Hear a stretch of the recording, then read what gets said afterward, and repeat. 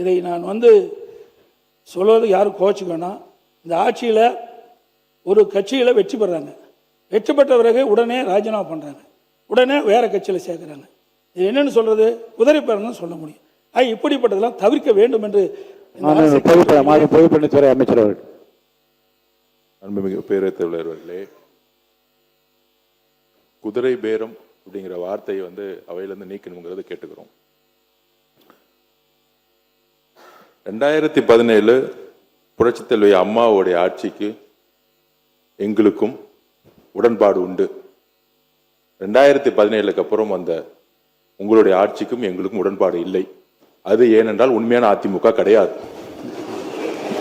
அது அம்மாவுடைய அதிமுக கிடையாது.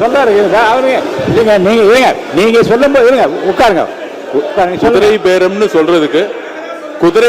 சொல்றதுக்கு நான் விளக்கம் கொடுக்கணும். அம்மாவோட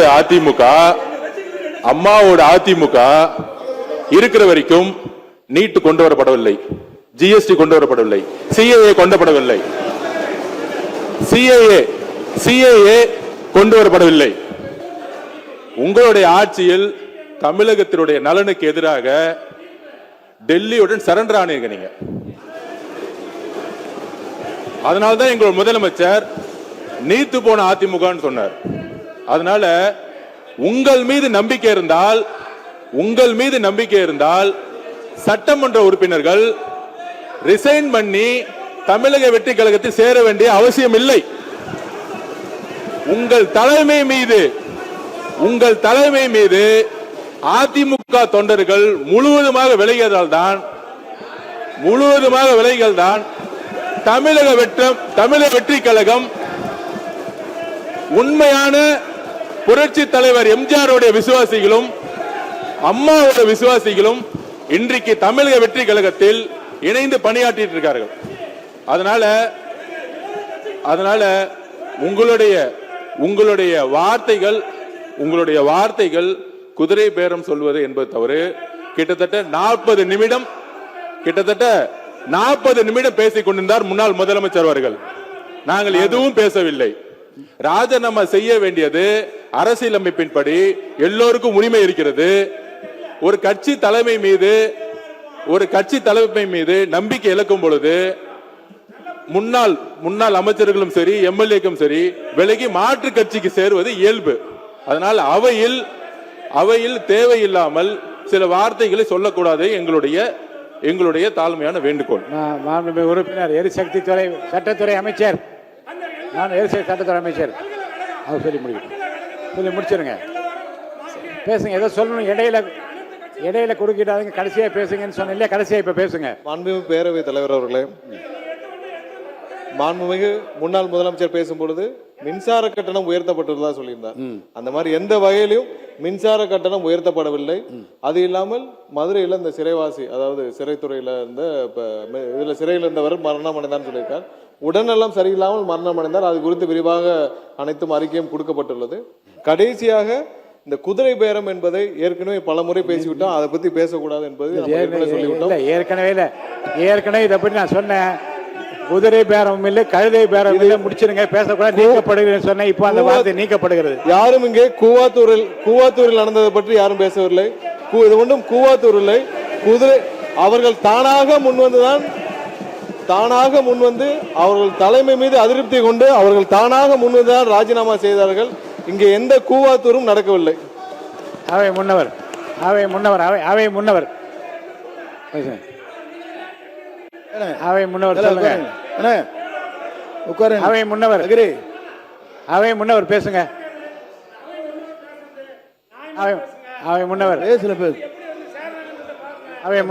உட்காருங்க. நீங்க போய் உட்காருங்க சொல்லுங்க.